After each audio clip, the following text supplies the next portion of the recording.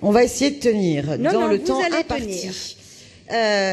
Alors, écoutez, ce vœu porte sur la situation d'un bâtiment Porte de la Chapelle. Vous avez un bâtiment entier qui, bien avant cette mandature, un bâtiment entier qui était consacré à du PLS.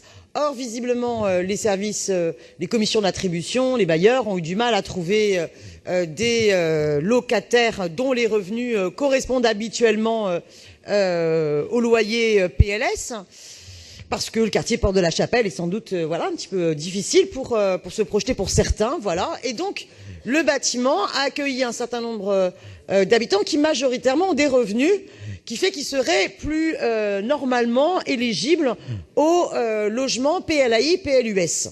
Résultat, bon nombre de ces locataires ont été en situation d'endettement, de surendettement.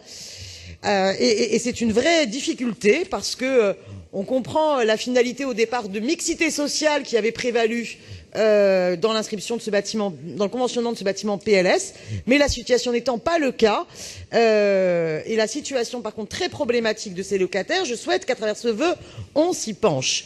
Donc je souhaite à travers ce vœu que la mairie de Paris demande à Paris Habitat d'effectuer un diagnostic social afin de pouvoir estimer le nombre de locataires au taux d'effort trop élevé, ayant une dette locative ou en situation de surendettement et qui devraient bénéficier d'autres types de logements.